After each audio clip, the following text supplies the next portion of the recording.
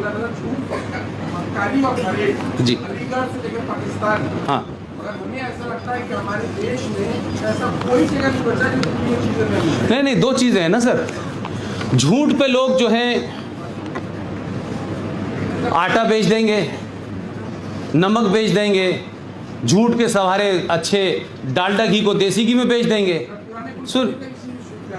सुन लीजिए मेरी बात। आप, मुझे लगता है सवाल को दिल पे ले गए हैं, शायद दिल पे मत लीजिए।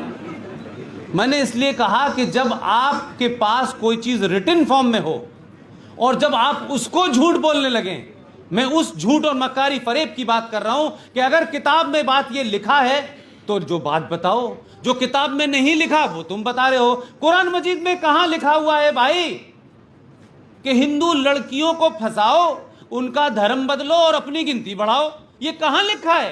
तो अगर नहीं लिखा तो क्यों कर रहे हो? फिर कुरान का हवाला क्यों दे रहे हो?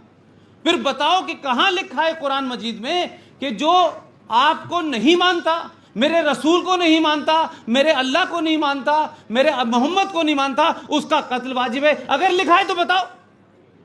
अगर लिखी हुई किताब के साथ झूठ बोल करके पूरी दुनिया में तुम अपनी कोई चीज खुंदक पूरी कर रहे हो, दुनिया को बिगाड़ रहे हो, तो मुझे बताइए ना, अल बगदादी का इस्लाम क्या है? अगर अल बगदादी गलत कर रहा है तो कौन रोकेगा? पुष्पेन नहीं रोकेगा। इस देश के 20 करोड़ लोगों को जाकर के अल बगदादी के खिलाफ आवाज उठानी चाहिए, जाकिर नाइक के खिलाफ आवाज उठानी चाहिए। ये जो मुफ्त ये बैठते हैं टेलीविजन के ऊपर, छोटे भाई का पजामा बड़े भाई का कुर्ता पहने हुए, इनसे पूछो जाकर के ये कौन लोग हैं? ये कौन लोग हैं भाई जो सुबह से लेकर शाम तक इस्लाम का नाम ले लेके, हदीस का नाम लेकर के, शरिया का नाम लेकर के आप मारते हैं? पूछो कश्मीर में महबूबा मुफ्ती से। नाम तो महबूबा मुफ्ती रखा हुआ है, नाम तो अब्दुल्ला रखा हुआ है, लेकिन काम आपके जाहिलों और बदमाशों गुंडों जैसे हैं। पूछिए कि भाई किसने कहा था कि 3 लाख हिंदुओं को आप मार दें? कहां से इस्लाम में लिखा हुआ है? और लिखा है तो बताओ। जो कुछ लिखा है वो मैंने बता दिया। इसलिए मैंने कहा कि जो मक्कार मुनाफकत अलीगढ़ यूनिवर्सिटी में मैंने देखी इस्लाम को लेकर के, वही पाकिस्तान में है।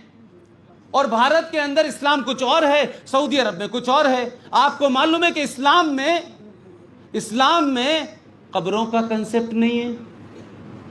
कब्र के बारे में मना किया गया है कि कब्र नहीं बनेगी, जो जनाब चले गए हैं उनको ज़मीन में दफनाइए, मट्टी डाल दीजिए और खुदा हाफिज कर दीजिए। लेकिन ये बड़ी बड़ी संगमरमर की कब्रें क्यों बनेंगी? ये बड़े बड़े कब्रिस्तान क्यों बनेंगे? और समाजवादी पार्टी से कुछ लोगों ने डिमांड कर दिया कि भाई हमारा कब्रिस्तान की बाउंड्री बननी है। मैंने ये बात आजमगढ़ में कही कि भाई ये बाउंड्री बननी है, 450 करोड़ रुपया चाहिए। तो मुलायम सिंह ने उसको दे भी दिया। तो मैं उसके बाद जब गया आजमगढ़ तो मैंने कहा मुझे ये समझ नहीं आया भाई कि जो कब्रिस्तान में लेटा है वो सड़क पे आ नहीं सकता, सड़क वाला उधर जाना नहीं चाहता, तो 4.5 करोड़ की ये बाउंड्री किसके लिए बना रहे हो भाई?